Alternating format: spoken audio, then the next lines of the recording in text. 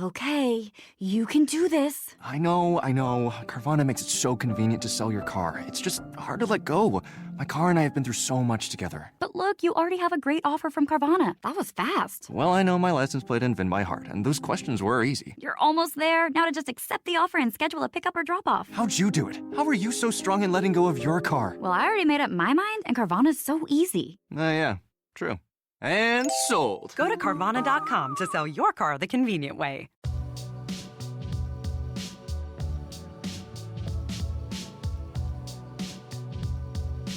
Decorating Pages is a podcast dedicated to taking you behind the scenes of the designs of your favorite TV shows and films. Each episode, I'll be sharing design stories from some of Hollywood's most famous sets. Interviews from set decorators, production designers, directors, and actors about creating the look of TV and film, about their design inspirations, and stories that take sets from page to screen.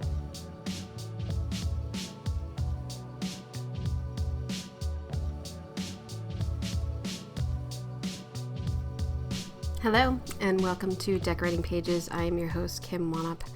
How's it going? I hope you enjoyed yesterday's episode with production designer Jessica Kender of Daisy Jones and the Six, nominated. And then today we have John Hoffman, the creator, writer, director of I just love Only Murders in the Building. Really, it's such a good show. I just love Steve Martin, and I've come to love Selena Gomez. I love Marty Short, and this season, third season, is airing now on Hulu. Paul Rudd, Meryl Streep. Need I say more? It's just really good. So if you are not watching that show, I would suggest it. Speaking of what Wanup's watching, I had those 3 weeks off. And actually, I watched a lot of movies. Do you want to know why? Yeah, of course you do. It's because I'm going to start up a series within this podcast of reviewing the production design nominated films for the Academy Awards and having people discuss them with me.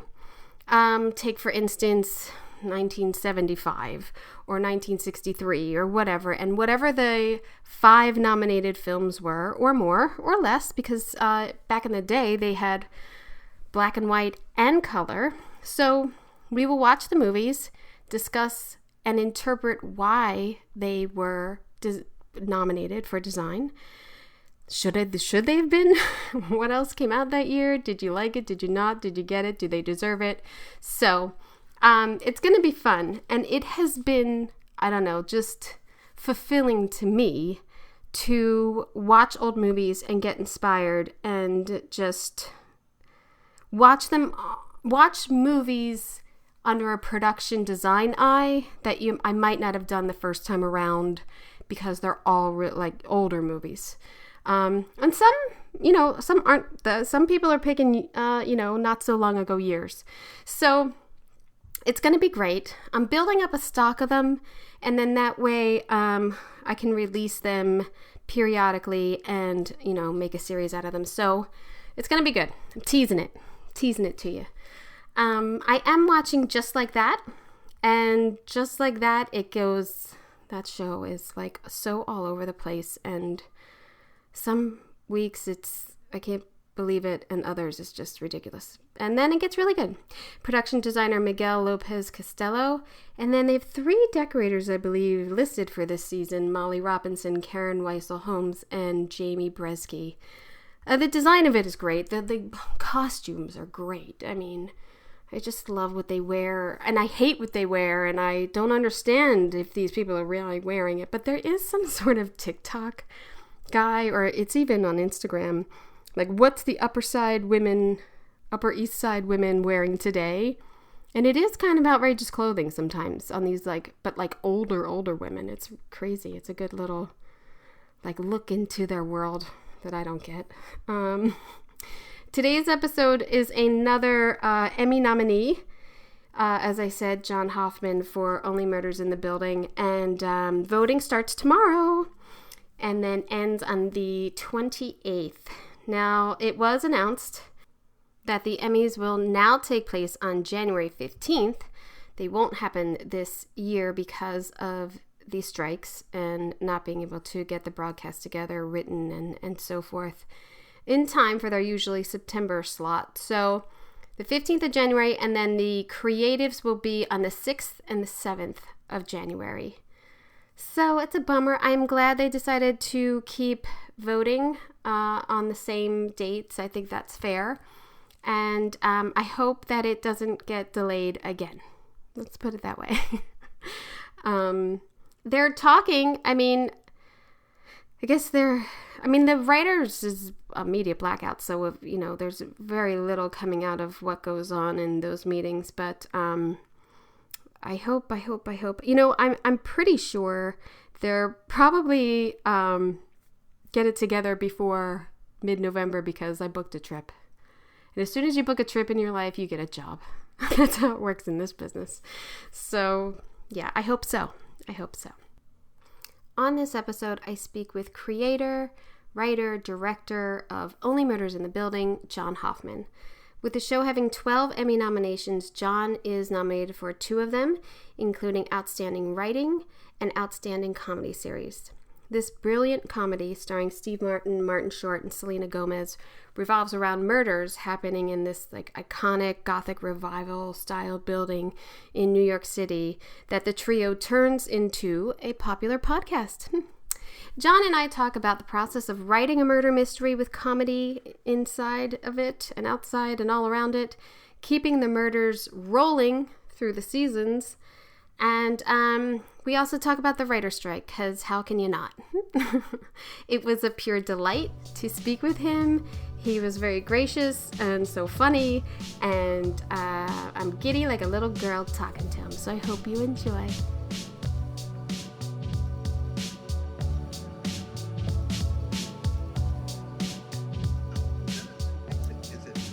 The designer or the art director, mostly the designer picks the wallpaper, and then so the decorator doesn't do it. So I'm always a little bit jealous because I love wallpaper.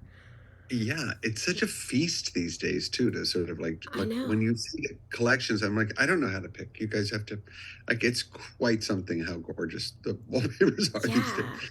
And how funny it is how great wallpaper was back in the day, and then it got bad. And then it got it got so cheesy and bad. And the 80s, the borders, 80s and 90s with the borders. Horrible. Anything pastel, I'm not interested in.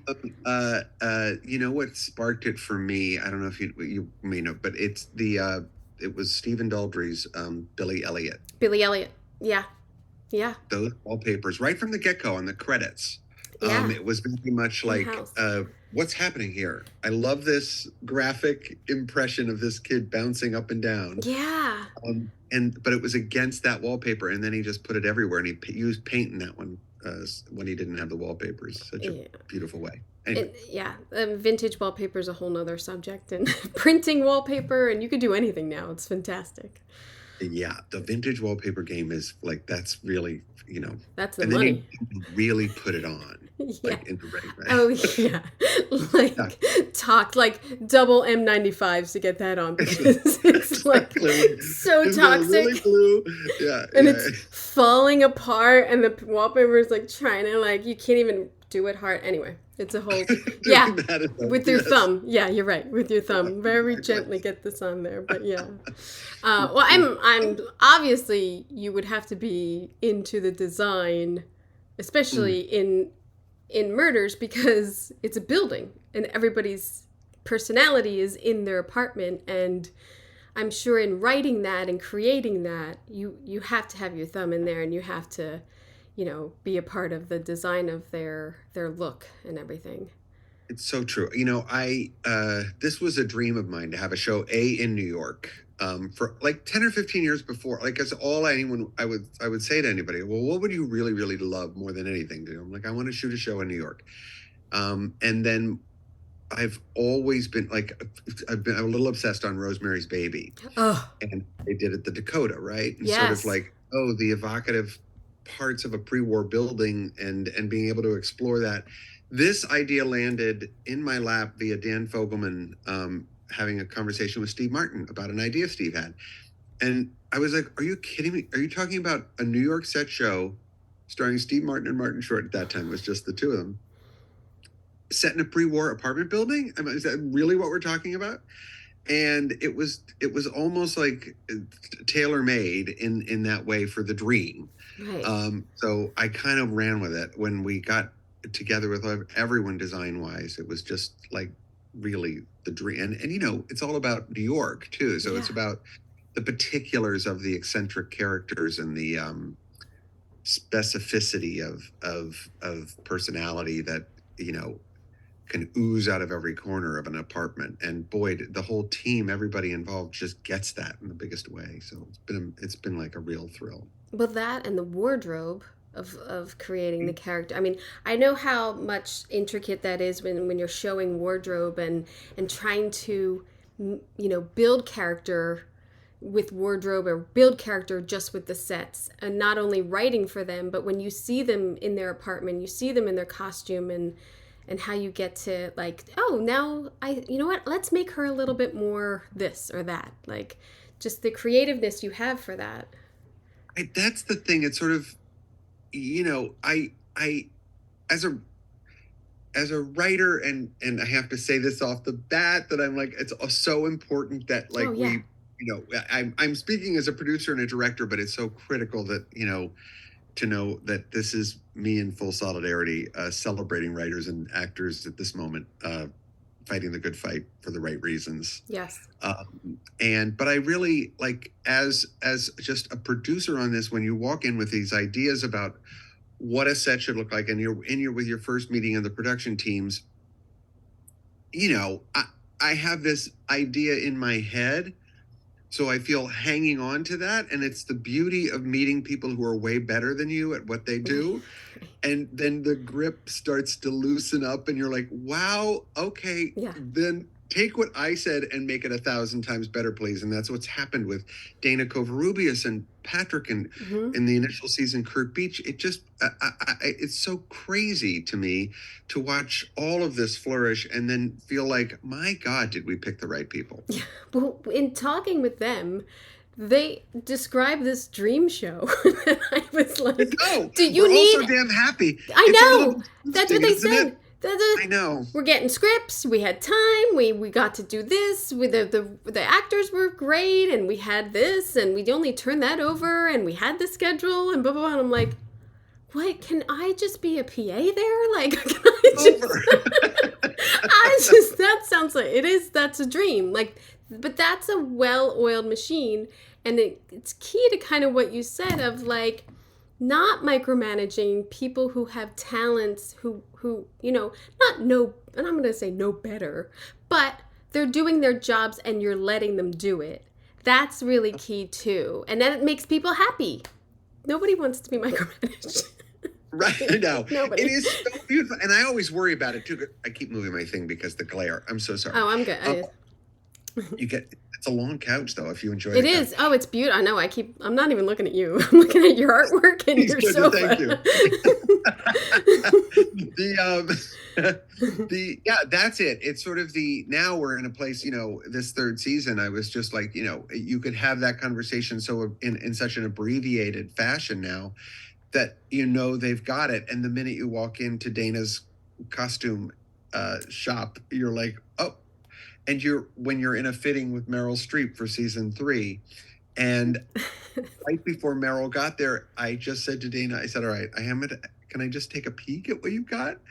And she's like, of course, come here. We went back into this room, and it's just staggering. It's so beautiful to me to watch someone do their job, you know, but not just do their job. It's the inspiration, it's the intelligence, it's the thoughtfulness, it's the deep dive into what feels true on a budget. You know, it's tricky. That is a tricky job. And it was one of the like most exciting. That was the first time we were actually in person working with Meryl on this show this season. And it was clear that this was a very important step in the process for Meryl. and we were there a long time. Maybe she talked about it, but maybe Dana talked about it. But it was one of those moments of like each detail down to each ring and how she would wear that and every facet. Oh, I love that.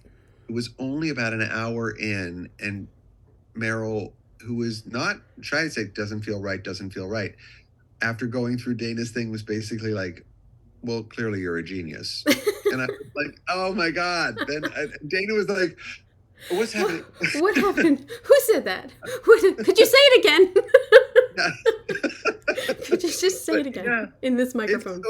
It's so intuitive, and so it's a big mixed bag, as you know. Oh, yeah. And when it all comes together, it is great. And I mean, 12 nominations on this Emmys is nothing to laugh about. That's a lot. And creative and writing and the show and executive producer. So you're up for 2? So you have show and writing, right? I or do you am. 3? Yes, I am. Thank you. Up for 2. Yeah, congrats. Yeah, and that it's such an honor. I mean, that we were on like a year before the nominations, and so it was sort of to hang in the memory favorably like that. You know, is a real thrill, and I'm just so proud of everybody involved in this show. This show has been a miracle from the beginning. We got started in the middle of the deep pandemic, and to make it sort of look as effortless as I think and hope it does overall, and consistent and of a particular thumbprint. Oh yeah. That to me is just everybody working together in the most grand way. It's you know when it's special. Like, I know that you've worked on other things and they're great and everything, but there are a few. Like, I worked on Parks and Rec, and I am like, that was like high school. Like, it's like I want to go back to those days. Of course, right? Yeah. So I know those shows that you have that'll always be a little bit more special than others. The ones you don't want to forget. No, you hang on, and it's so much the spirit of everyone having a good time working on something too that makes such a difference. You know, the playtime of do we really get to do this with our lives? You know? I know. Yeah. And we're not doing it, and it's so annoying.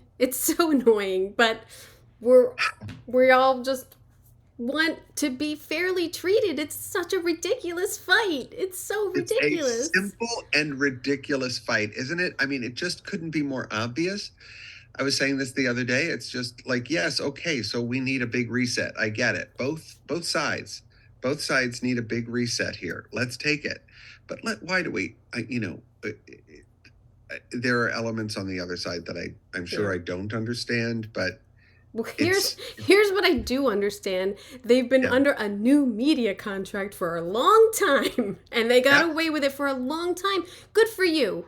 You got away with it. Good for you. Now it's time to catch up. Like, why can't you just be fair? So that's kind of how I feel about it, of like, you had it cheap for so long. Like, don't you just think, damn, that was a good deal we had. We had a good run for like that long. Look at what we got out of it. We got the starting go. We got our things up and running, and everybody loves us. Yeah, that's what I think. Oh, it's true. I mean, and now it's time to sort of like pay up. Step up, and as you say, it's truly couldn't be more clearly just about fairness. And people living a life while being able to sort of like do the things that they love. Granted, but it's also do the things that we need to make these shows happen, to make this work happen. Yeah. So it just feels.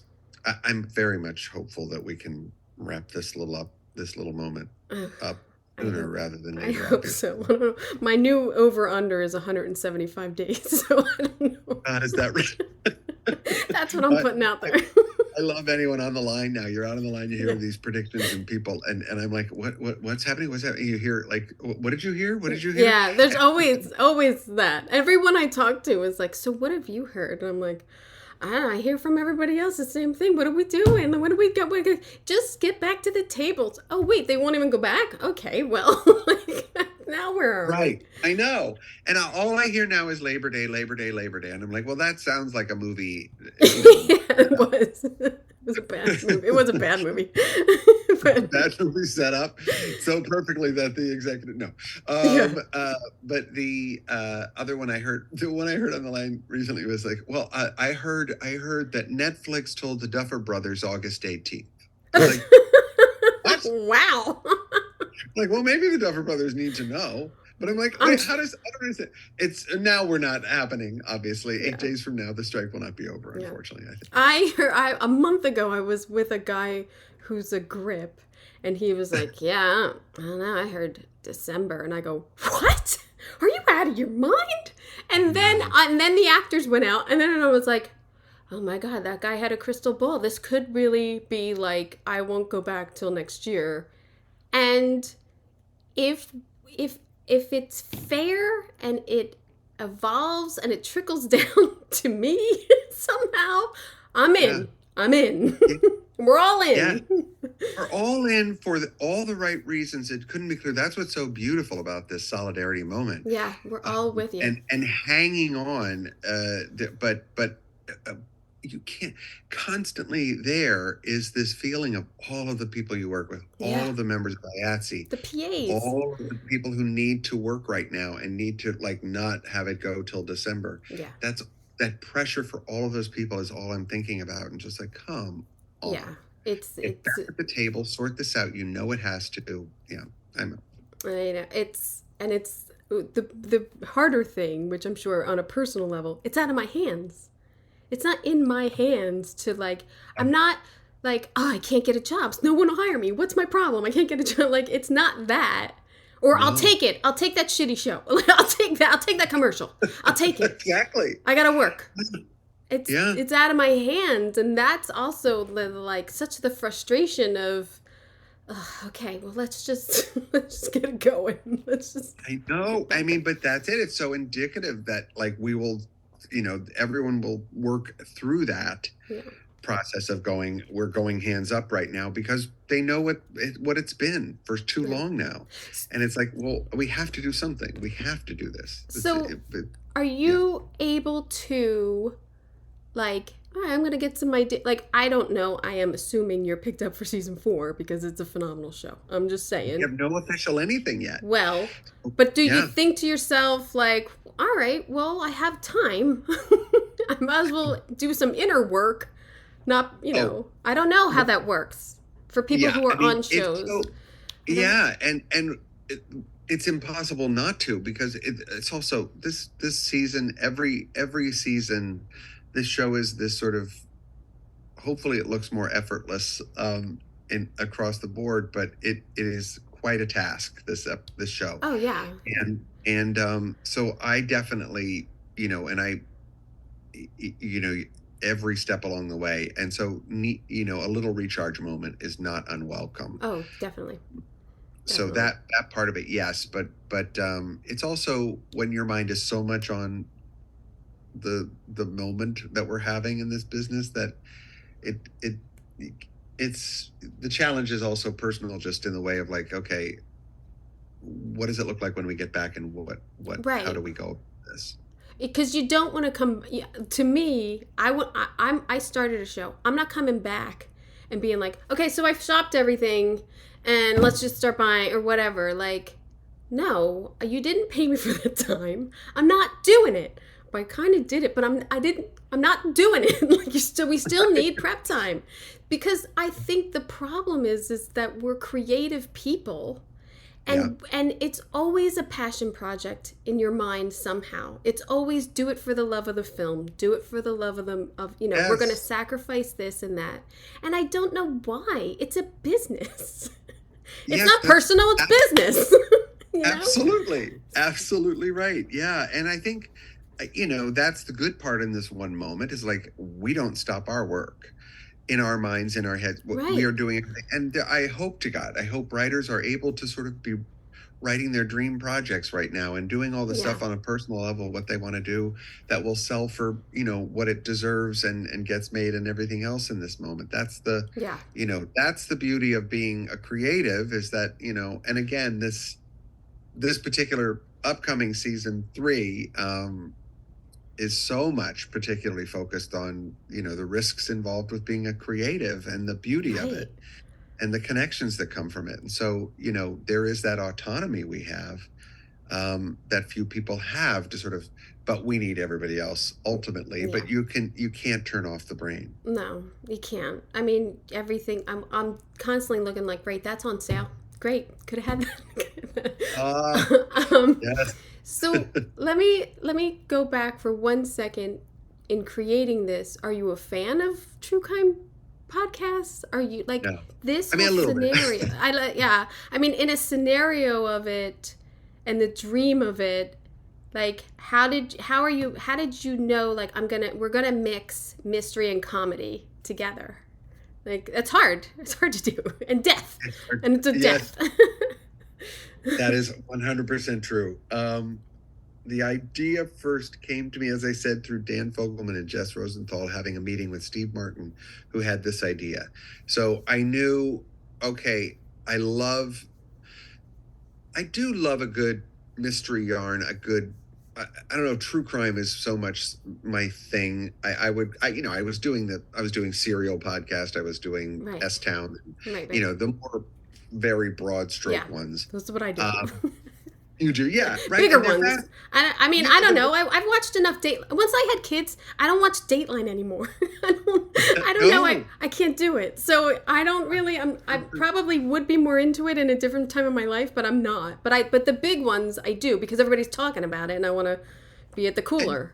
It's typically a good story well told, and I loved the shift of perspectives that you could do, and the evocative nature of a location, and really getting into the rich detail of like just swimming in that. It's like that novelistic approach and a point of view that is specific, and that felt all lovely as a transition to a narrative television half-hour piece.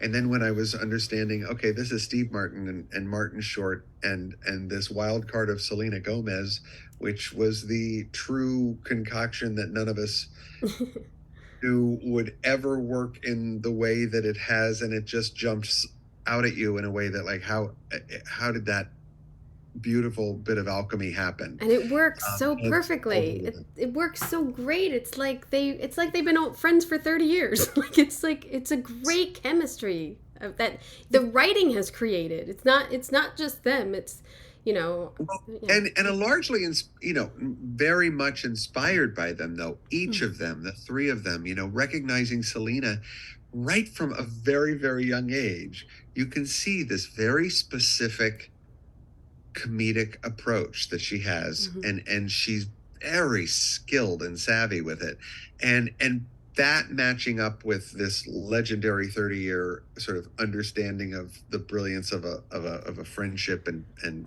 partnership comedically between Steve and Marty. That was great fodder for us to sort of at least feel we were capable to jump in with a combo plate of what this could feel like. And then Steve's deep interest in true crime, he really is a deep diver for that material, hugely helpful in the shaping of how we wanted to do this. And he was a great barometer of like, well, we could do, more specific and very detailed kind of thinking on that kind of storytelling. But that knowing that these were the people involved, that there was a real chance for a mashup of comedy mystery, and hopefully something more than that, something more evocative and provocative, hopefully, about why are we drawn to these things? What is it within ourselves that makes this connective tissue, and the challenges of connecting and loneliness, and that we were also writing in the middle of the pandemic. So the isolation and how do you come out of your apartment in New York City to engage with a neighbor when, you might be afraid they might kill you, literally was what we were thinking in the pandemic. Yeah. So it's so all true. kind of fed in, to this sort of ethos around the show and the challenges and the beauty that comes from connection in unexpected places. So that was the sort of beginning. The beginning. And going forward and using the building as such a character and New York and all, to me, the second season is so phenomenal in using the architecture of the building integrated into the mystery of it. I mean, I love that. I was like, oh my God, of course they have secret passages. Yes, thank you. That's so nice. It is true. It's, it's, I think the places speak to us about who we are. And if you've spent a long time in one place or have known, or Mabel has grown up in the Arconia in a certain way by being around and visiting with her aunt every year, and um Steve and Marty have lived there for years and lived these big lives, but you live around people, you have a sense of who they are, but you also have a respect of distance, and then there's just the building itself and what that means to you, and the way an elevator works, and the way the walls and the secrets within all of the history of it, you feel it. And so diving into that this season was season 2 was so great, daunting as well, because knowing that, okay, our brilliant production designer Patrick Howe would be charged with creating these passageways in limited space, and camera work and lighting and like getting all them lit and walking around, and it great. Yes, exactly. And peeking through everything is a peek through slice of what you can see, create the mystery that way, and on every side of every angle you have to have a full kind of vibe of an apartment. So there were big challenges that way, and just pulled off so cleverly, to keep us in line and on budget and everything else, because we're a big show for a little half hour in a certain way. Well, it does. I did Veep, man. Half hour doesn't mean anything. Right? Doesn't mean anything. Yeah. You probably some episodes they cut a half hour out of the show. So I know that you do more. There's so much more that is then edited down to these beautiful little, stories, but you have to do more. You always, there's some scenes. And that's it. It breaks my heart every time we have to do anything like that. But it is, but that's where, and many times I'll just say, no, that's got to go in. I don't care if it slows us down for a minute. That has to go in. That's so stunning. Well, I'll do my best to do that. But it's huge group effort. But that opportunity to look at that building in a fresh way, in a blackout, to see, New York in that light or less light, with the, everyone who's been through a blackout in New York says the same thing. It's very, very scary and unnerving and very bonding. You look at the people that you haven't been around, and you're all in the same position suddenly. Right. And the stature drops away more effortlessly, and you need each other, and that was really intriguing to me as well. Are you from New York? Yeah, I was born in Brooklyn. Very romantic view. I was born in Brooklyn, and when I was very young, I moved to Ohio with my family, and so got this weird mix. And my parents were constantly like, "You are not a hick." Yeah. And then we go back to New York constantly to visit relatives in the city, in Long Island, all of that. My uncle was a NYPD sergeant, and he, and so I knew New York in a very rich way, and I always sort of romanticized it. So I love the theater and all of these things that were part of my New York experience. So that's why this romantic approach is in the show. Because there is like the New Yorker, like that toughness, or that like you don't know, like you didn't live like this and everything. And I never lived in New York. I lived in Philly, I lived in South Jersey, I lived in LA, and like a rolling blackout in LA is kind of like whatever. I'm not going out there. I'm not, it'll come on like eventually, or like, because there's no big rain thunderstorms or anything, you know what I mean? Like it's not, but the rolling blackouts happen, but it's not as you described, as like we're all bonding together, but it's scary. It's just kind of like, oh, how annoying. Like, I don't know. It's a completely different vibe for LA to have a It blackout. really is, and it's that communal living thing that's happening. I can sit out in my backyard and sort of like in a blackout here, and sort of like just okay, I'll read, or Yeah. I'll hang out, listen to music, whatever, listen to a podcast. Yeah. But it's that necessities are all around you, and it's really everyone's personal experience. The whole show is supposed to be from design on down is New York. Yeah. The experience of living in New York, which is a big grab bag of experiences, musically and design wise, architectural mishmashes of a modern monstrosity that's next to this stunning 200-year-old genius piece of work. Yeah. Do you prefer to direct episodes that you've written? Oh God, yeah. Yeah. I do. It's true. Well, episodes that I've written, but in this case, because the room is so an ensemble itself, that I am and sort of leading that room and sort of understanding the stories through and through. I have to be the person who answers the questions Right. for everyone from designer on down through actor. Every actor will have a question, and it's my worst nightmare that I don't have the answer, but I'll admit it if I don't. Yeah. And say, let me get back to you. But I do like being the one who has the answer for that. And you have to hold so many things in this show particularly, and God love the designers. I think of Dana, I think of Patrick, I think of our brilliant props genius Susanna, who will come to me and say, so we're making this thing, but is there anything I need to know about further down the line on the mystery level about the handwriting on this thing, or the this or the that? Everything is now in the lexicon of our show, so that everyone knows we have to protect the clues in ways that don't give away something too early, or can we drop something in here? Rich Murray is such a great. He's so funny. Oh my Lord! But he's thinking at so many levels that like I don't have time to do. But when it comes up, it's like oh, and he's sparking. Dana does it all the time too. Dana, in like a fanciful notion on a Zoom on a production meeting, will say, in season 2, well, it's going to be cold out when we come out of that elevator. Right. Is there a chance we could have them grab Bunny's fur coats? Right. And all 3 of them are in them, and at the end of an episode, and I think that's the greatest image ever. Just right. 3 of them. So yeah, it's that very much groupthink.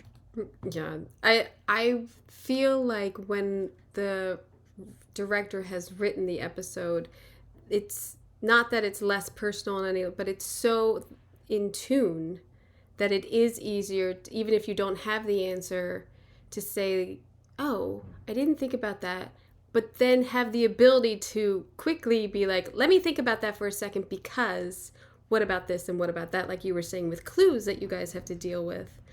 Instead of being like, okay, hold on that, and then 2 days goes by and you're like, we're shooting. What is the answer? I need the answer. Yes. There's totally right. So... Yeah, and I have always visually, I came to writing as reluctantly. I came as an actor, but I really a storyteller. But from the very young age, I was just telling stories around the Thanksgiving dinner table when I was like 5, and my cousin is constantly telling me that, and it's true. I have a particular take on a story, and it's the way I see it, the way I'll tell it, that feels like okay, but I'll ruin the joke at the end if I do. I've done that for all my life, and so visualizing it actually, I think, hurt me as a screenwriter in many ways. Trying to sort of break out as a screenwriter was a lot of my training here, working for studios for years on projects that were very challenging to get made. I usually would sort of angle towards those. But my scripts were much less they were dense in the scene descriptions. So I would lay out how I would see it visually. So it is where I go first. So the idea that getting this landscape now and this playground of brilliant actors and storytelling to visually execute as a director is I mean it's been amazing. I love directors so much, and when they come in with that point of view, it's more like, oh please, yes. It's a challenge because you have to sort of stay within the show and the way the show approaches our visuals, but anyone who's playing within that landscape and then does things that are, fresh and alive and thinking in a way I hadn't thought of is brilliant.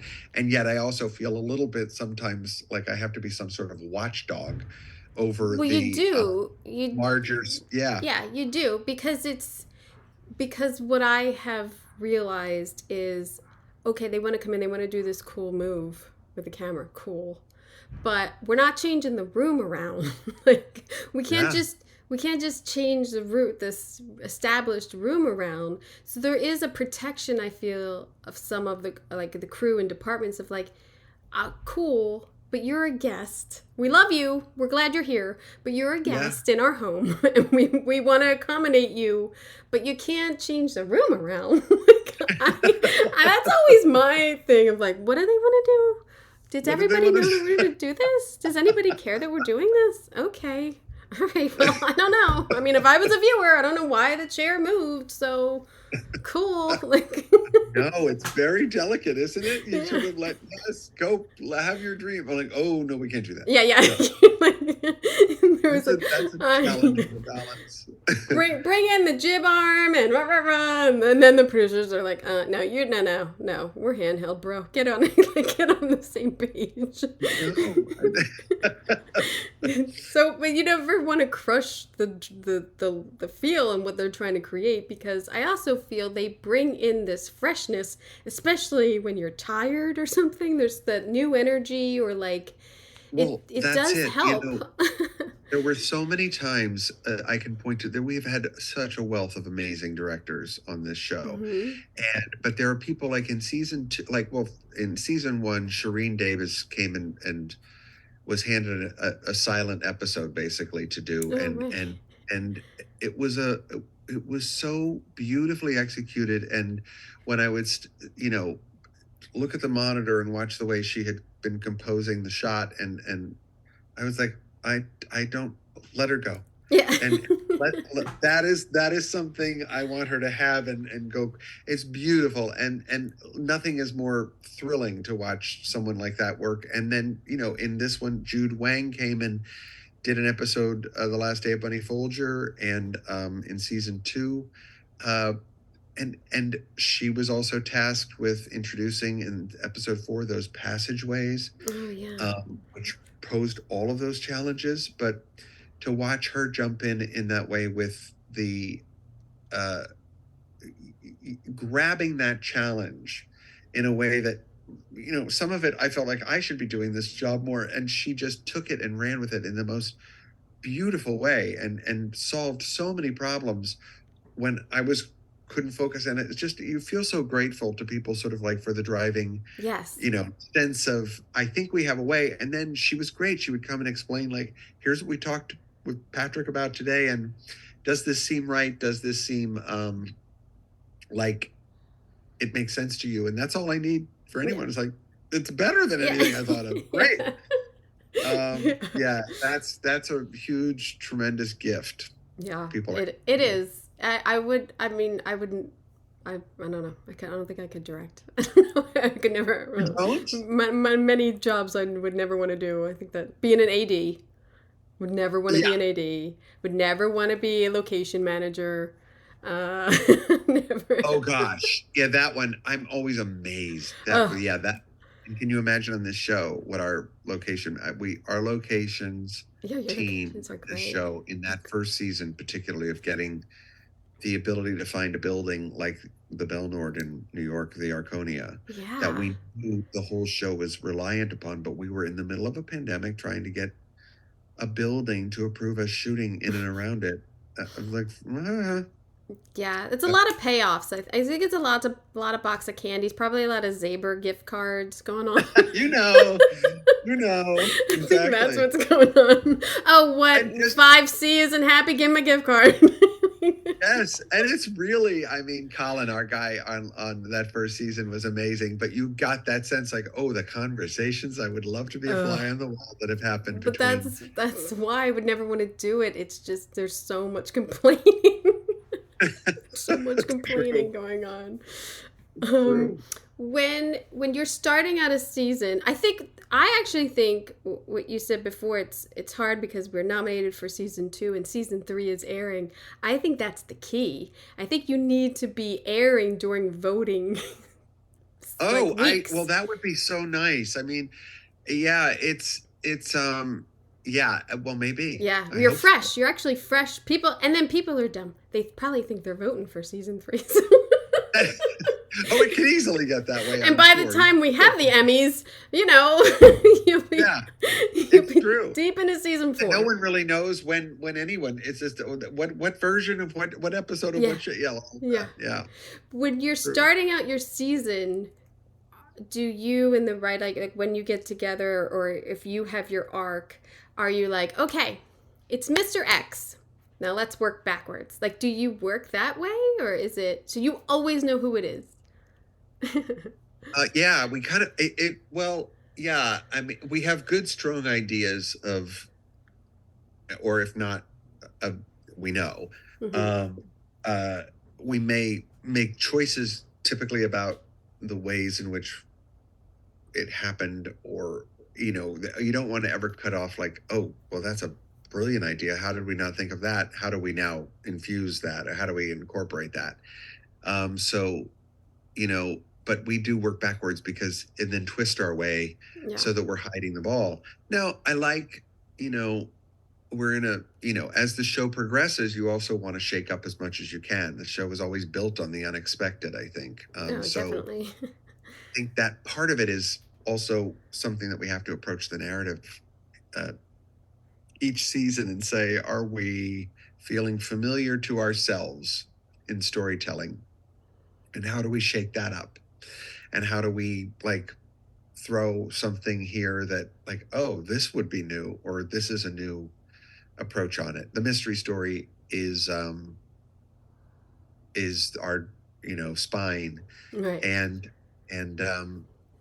the biggest challenge for all of us to sort of get right. I feel like you should kind of point out rents are going down because everyone's no one wants to move in.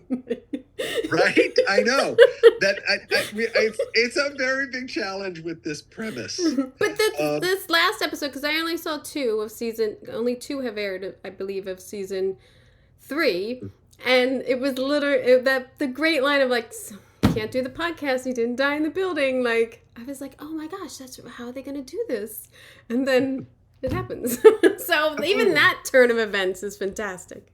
Thank you. That was a really fun. It's been sweet to see people react to that. Oh yeah. Just wherever you can grab it online or whatever. But that it's a very fun. It's a very fun process to sort of come up with something that feels like, you test it out among the writers and a few people, and then you have to tell everyone now you can't share any of this. Yeah.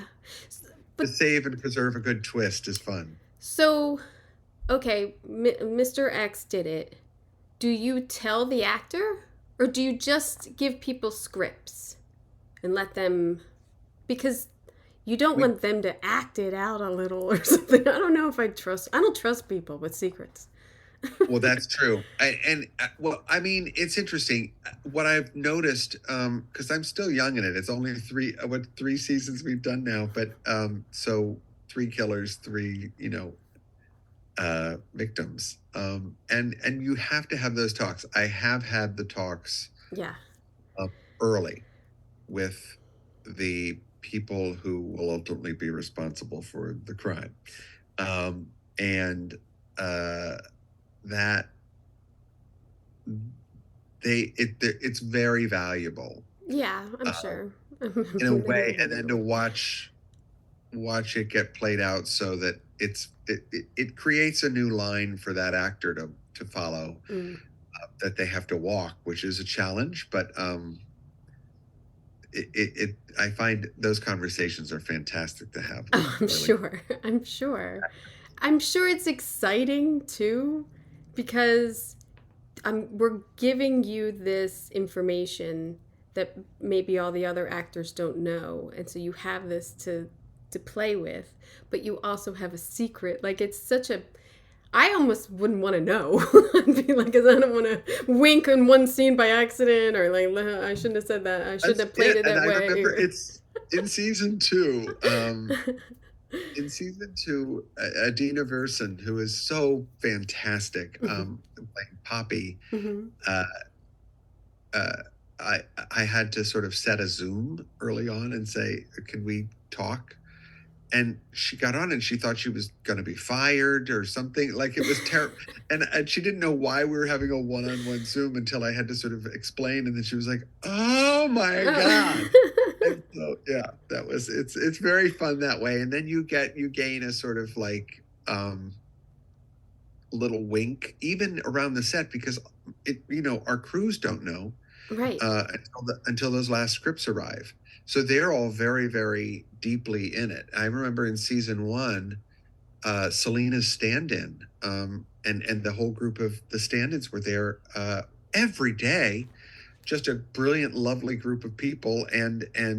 But I forgot that they were also deeply invested in the story we were telling, so that when episode, I think 9 or 10, landed as a script for the crew, like, I came on set that day normal as ever, and Selena Stanton came over with like almost tears in her eyes, and she was in a panic, and she said, "John, I just read the script. Are you telling me this person?" I'm like, oh yes. And she's like, "Oh, what?" And like, so it's great. It was also a test, for us to sort of say, that might work. Yeah, I feel like you have to know, like, as an actor, that's a privilege, but it's also, you have such a bond with the characters you're creating that they're playing, and underneath it, you create the layers right. that have to be hidden anyway. Yeah. If you're trying to get away with something. So the Emmys aren't until next year. You're gonna wait. They say that already? Is it? Yeah, they're delayed till January 15th. Wow. Yeah. January. Which is a real bummer, because it's the 75th year and now it won't happen in the 75th year. Oh my God. That's a real bummer. It's a real It is a bummer. January 15th. Wow. That feels, it'll come quickly, I'm sure, but voting is the same. Voting is still the next 2 weeks. Oh, has it started yet? It starts next Thursday. Okay. For like 10 days or something.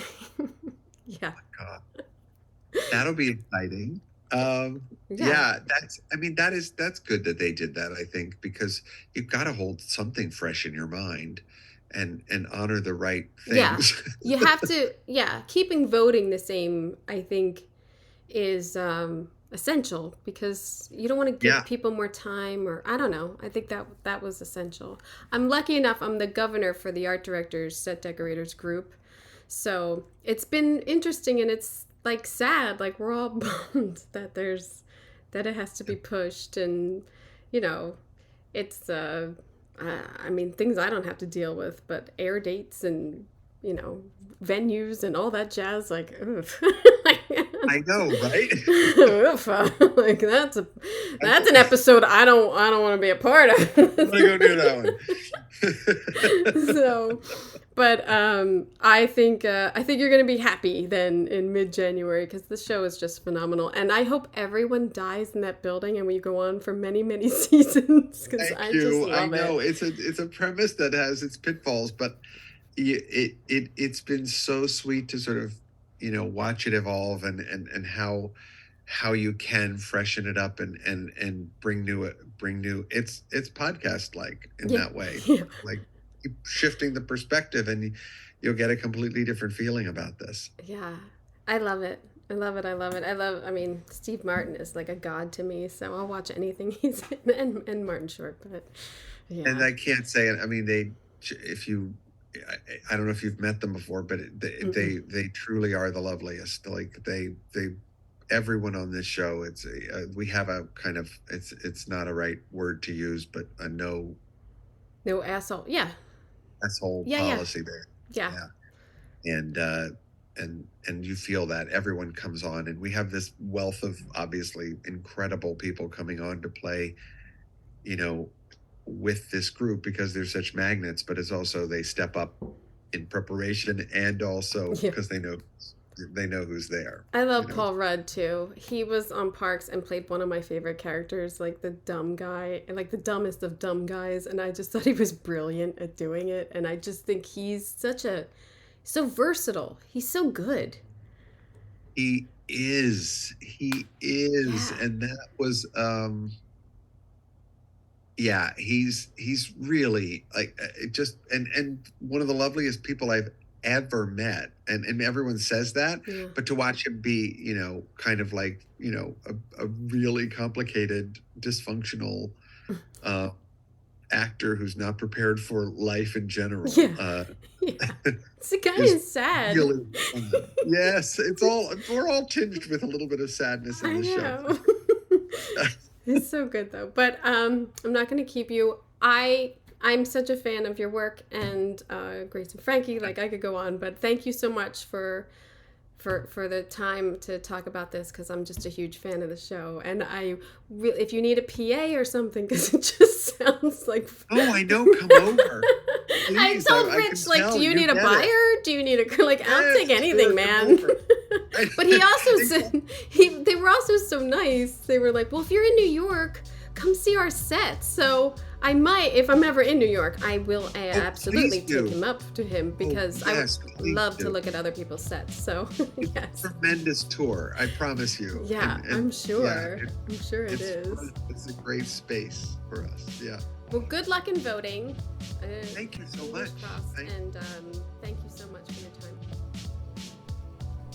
I hope you enjoyed that interview as much as I did. He was so nice and so easy to talk to. That is so great. And I feel like my questions weren't that good. But